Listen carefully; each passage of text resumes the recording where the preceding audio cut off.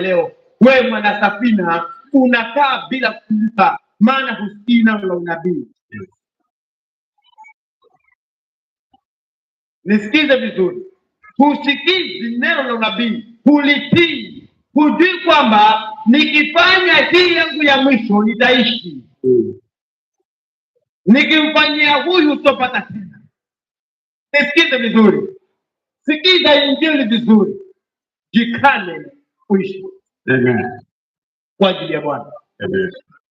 Hapa watu naongea hapa, kuna mtu hapa Mungu alimkuta kama kule mafili pale, na yuko hapa lakini amekaukiwa, amemgomea Yesu, na hakuna mtu mwingine atakayenunua. Hata huyo Mungu akigeuza kumuonesha mwingine, ndio una athari. Alo, nisikize vizuri. Mungu aliposema tangaza kuna mtu mwenye ile mashine, alijua unayo pesa kuweza kununua ile mashine, lakini hiyo pesa ulipangia vitu vingine. Mungu akataka avunje mipango yako ili utimize ya Mungu, ili Mungu akutimizie yale ambayo kuyajua, lakini ukamkatalia Bwana. Mungu bado hajaondoka, lakini siku atakapotangaza hili kwa mwingine, sasa kitabu kinakuja kwako, ndipo utakuja utarudi utafuta ushauri,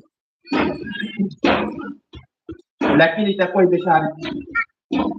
Yakimwagika yakimwagika yakimwagika yakimwagika, unakuambia kabla hayaja mwagika ili uweze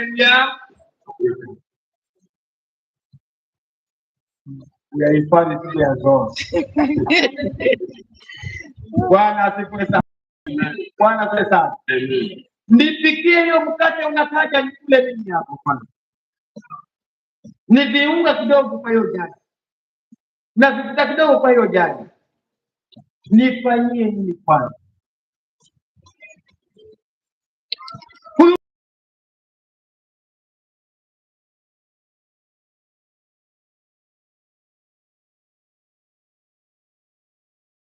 Kweli aliyekuja na bibi na hayo mama naye ana mume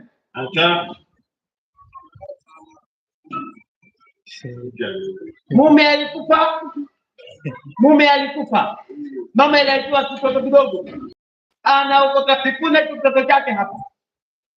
Mzee ameingia, hata ondoka leo wala kesho, hata ondoka leo wala kesho.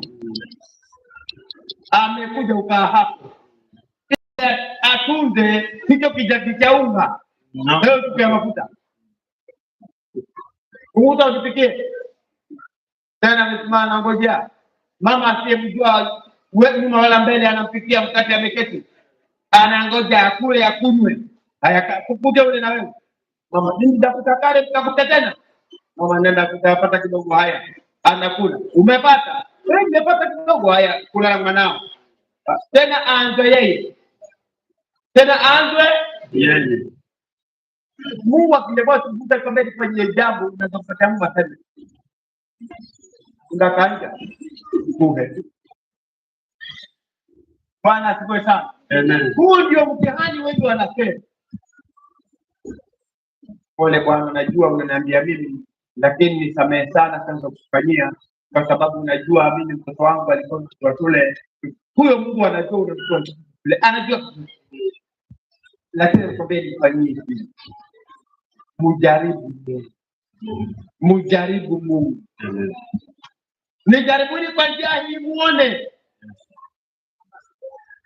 Bwana asifiwe sana. Amen. Nijaribuni kwa njia hii muone.